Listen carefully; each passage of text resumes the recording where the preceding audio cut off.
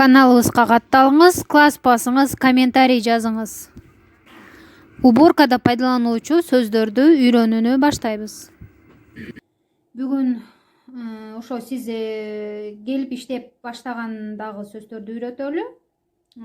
Мисалы, биринчи этажбы деп сурасаңыз, көп этаждуу зданияга келдиңиз, ошо биринчи этаждан баштап жуушуңуз керек.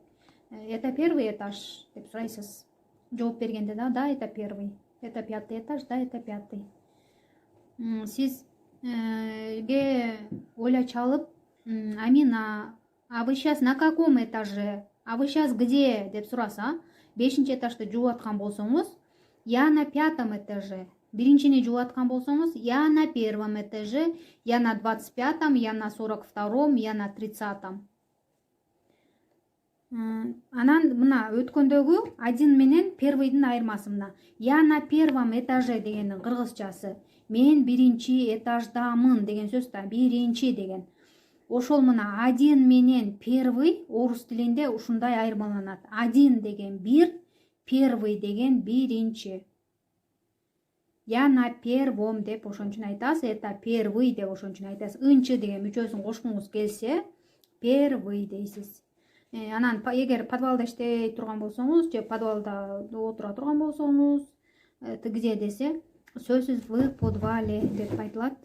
Сиз ошо подвалдын ичинде отурганыңызды билдирет да. Бул на подвале деген сөз такыр жок. На подвал дегенде на деген немесин жанагы сөздү пайдаланбайсыз. Только в подвале деген сөз болуш керек. Эми уборка деген сөз женский род, лестница деген сөз женский род, швабра, тряпка женский роддогу сөздөр булардын баары. А тамгасына бүтүп атат, уборка, лестница, тряпка. Ушуну сын сыпаттарда кандай экенин айткыңыз келсе, сын берерде, сын бергиңиз келсе, я деген эле сөздү аягына кошуп коесуз. Уборка трудная, лестница железная, коричневая, белая.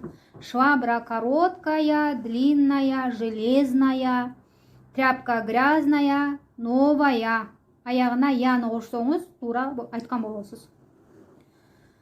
Слово мыло, ведро, стекло, зеркало. Булар оно деп айтылат. Средний родго кирет. Мыло олорго бүтсө, ошондо деген тамганы кошо бересиз сын сыпатташ үчүн.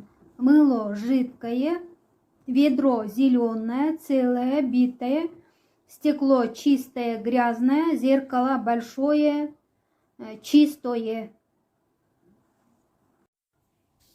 Фартук, мой фартук, стол, мой стол, твой стол, компьютер, мой компьютер. Булар мужской роддогу сөздөр. Ый болбосо кээ бир сөздөрдө и дешиңиз керек болуп калат сын сыпаттарда. Ушул эки окончание кошосуз. Фартук чистый. У меня синий фартук. Черный стол, грязный стол, чистый стол, новый компьютер, большой компьютер. Ой деген да кошот экенсиз ошондо. Анан биз көбүнчө мягкий знак менен бүткөн сөздөр женский родго кирет деп түшүнөбүз. Мисалга алсак, боль деген сөз, моя боль, головная боль, медаль, золотая медаль. Эки сөздүн эле мягкий знакка бүтүп атпайбы? Мындай болуп элечи. Бирок освежитель, новая освежитель, золотая освежитель десек болбой калат да. Новый освежитель дешибиз керек.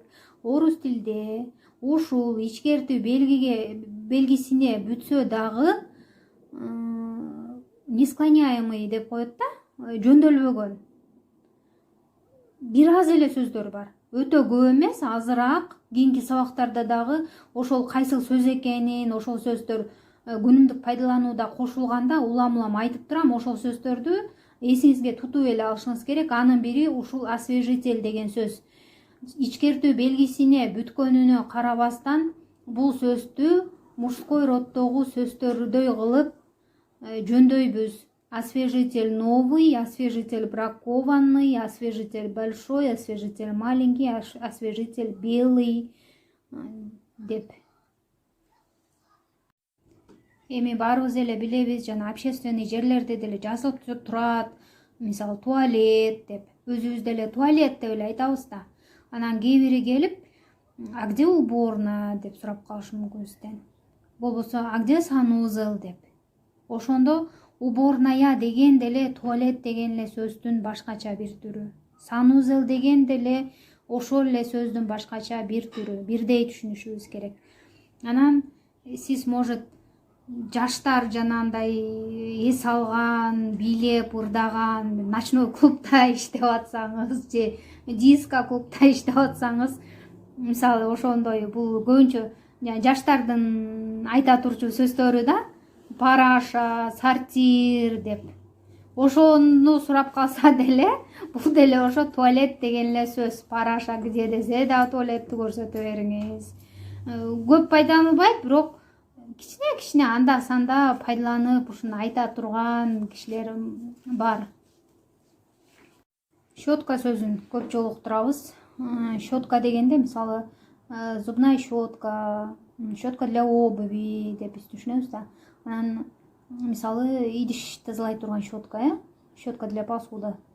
Анан дагы бир мааниси мунун, жана калакка байланган щетка бар эмеспи? Шыпырып ошол жерден өзүнө окшош калакка салып ала турганчы. Ошону дагы булар тапчке тазалаган щеткага окшоштуруп, щетка деп эле коюшат да. Эгер сизге жердеги төгүлүп калган бир нерсени көрсөтүп, принесите щетку десе, сиз ошол чоң щетканы алып барышыңыз керек. Шыпыргы щетканы. Метла деп көбүнчө эмес, дайыма эле бул эшикти шыпырган жумушчулар пайдаланат го, жанагы бактын чыбыктарынан чогултуп бир жыгачка байлап алып ошого шыпырат. Же Кыргызстанда мисалы шыбакты чогултуп байлап алабыз дагы, ошо менен шыпырабыз. Ошону метла деп айтылат. Кичинерээк болсо метелка деп коет. Сиз эгер ошону издей турган болсоңуз, эшикте шыпырыңызды таппай аткан болсоңуз, мисалы а где мой веник деп издесеңиз, элдер жана үйдөгү үй шыпырган огородко өстүрүп алып жазайбыз го веникти. Ошол веникти элестетиши мүмкүн да. Аны сөзсүз метла деп айтышыңыз керек, издешиңиз керек метла деп. Веник деген кадимкидей эле өзүбүз талаларда шыпырга өстүрөбүз дагы, ошону байлап алабыз. Зуун кылып базардан сатып алабыз. Ошону веник деп коебуз.